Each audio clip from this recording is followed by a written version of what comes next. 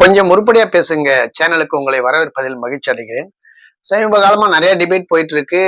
இந்த புத்தக வெளியீட்டு விழா தொடர்பான டிபேட் எல்லாம் போயிட்டு இருக்கு. ஒரு சன் நியூஸ்ல வந்த ஒரு டிபேட் என்னன்னா, பிரவீன் காந்தி அப்படின்னு ஒரு டைரக்டர் இருக்காரு.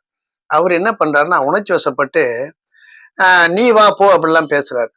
மில்டன் திடீர்னு விஜய் வந்து உள்ள வரும்போது நீலாம் ட்ரௌசர் போட்டிருந்த பையன்பா, அப்ப நீ ட்ரௌசர் போட்டிருப்ப அப்படின்னு தனக்கு கொஞ்சம் வயசு அதிகமாயிட்டு அப்படிங்கிறத உரிமையில நீ போவா அப்படின்னு பேசுறாரு. அதெல்லாம் பொது வெளியில அப்படிலாம் பேசுறது மிகப்பெரிய அநாகரிகம்.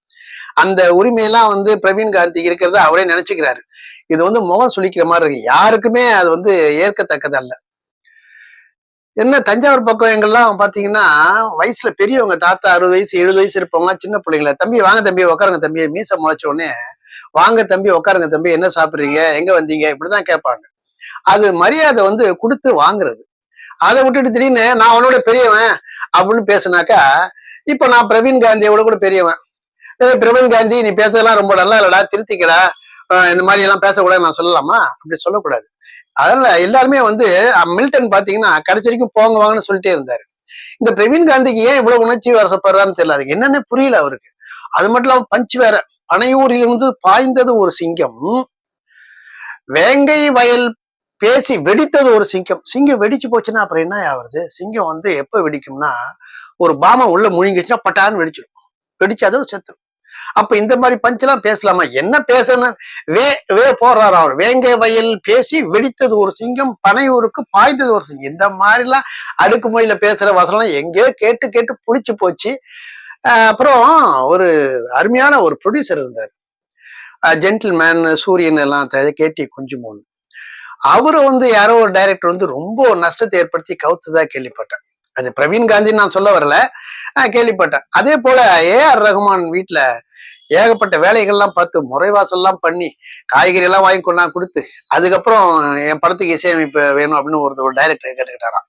அது கூட நான் இவரும் சொல்ல விரும்பல, கேள்விப்பட்டேன். அந்த மாதிரி ஒவ்வொரு விஷயங்களையும் தாழ்ந்து போய் பெரிய சாதனை பண்ண மாதிரி இருந்துச்சு. ஒரு டி ராஜேந்தர் மாதிரியோ, ஒரு பாக்கியராஜ் மாதிரியோ, ஒரு பாரதி ராஜா மாதிரியோ, ஒரு கே பாலச்சந்தர் மாதிரியோ, மணிரத்னம் மாதிரியோ மிகப்பெரிய இயக்குநர்கள் வரிசையில இப்பயும் வர்ற இளம் வயசு இயக்குநர்கள்லாம் ரொம்ப அற்புதமா வெற்றிமாறன் அவங்களாம் ரொம்ப பிரமாதமா பண்ணிட்டு இருக்காங்க. அந்த மாதிரி ஒரு உச்சத்தை தொடுறதுக்கு துப்பு இல்ல வக்கீல்னு சொல்லக்கூடாது, திறமை இல்லை. அப்படி இருந்தும் இப்படி குதிச்சா அந்த டிபேட் வந்து குதிச்சா ஒரு கண்ணியம் காவந்து பண்ணிக்கணும் இல்லையா? அவரு போய் நீ ட்ரௌசர் போட்டிருக்கும் போதே விஜய் வந்து ஃபீல்டுக்கு வந்துட்டாரு, மக்களை போய் சந்திச்சுட்டாங்க. விஜய் போய் எங்கேயும் மக்களை சந்திக்கலங்க. மக்கள் தான் தியேட்டர்ல வந்து அவர் படத்தை பார்த்தாங்களே ஒழிய, அவர் முதல் படம் நாளைய தீர்ப்பு, மறுபடியும் தோல்வி அடைஞ்ச படம் கோயம்புத்தூர் மாப்பெல்லாம் மக்கள் தான் வந்து பார்த்தாங்க. மக்களை சந்திக்கிறதுனா நேருக்கு நேர் சந்திக்கணும், நேர்ல பேசணும். போராட்டமா இருந்தா அவங்க சார்பில் போராட்டத்தை கலந்துக்கணும். அந்த மாதிரி நோட்டீஸ் ஒட்டணும், கொடுக்கணும். அப்புறம் பேப்பர்ல படிக்கணும், மேடையில் ஏறி பேசணும். இப்பயே மனப்படம் பண்ணி பேசுற விஜய் அப்ப பேசியிருப்பாரு. அதெல்லாம் பொய்த்தனமா விஷயம் சொல்லக்கூடாது. அவர் நடிச்ச படம் வெளியே வந்துச்சுன்னா அப்பயே மக்களை பார்த்துட்டாருன்னு அர்த்தமா? அப்படி கிடையாது. மக்கள் சந்திக்கணும், நேரடியா சந்திக்கணும். அவர் பூசி மொழிக்கு பேசுறாரு. அது இல்லாம ரஜினிகாந்த் அவர்களுக்கு சப்போர்ட் இருந்தவர் இப்ப விஜய்க்குன்னு வந்துட்டாரு. இவ்வளவு உணர்ச்சிப்பட்டு பேசக்கூடாது.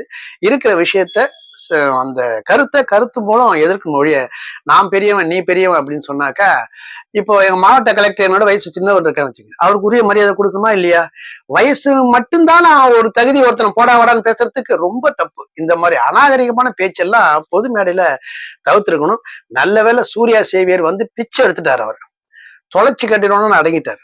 இந்த மாதிரி அவமானப்படுறதை விட கண்ணியமா கௌரவமா ஒருத்தர் மரியாதை பேசியே கருத்து மூலம் அவங்கள வெற்றி கொள்ளணும். அதை பார்க்கணும். அதுதான் மக்களும் விரும்புவாங்க. மீண்டும் இதுபோல் எப்படி கண்ணியம் காக்க வேண்டும் என்பது பற்றி எல்லாம் உருப்படியாக பேசுவோமா?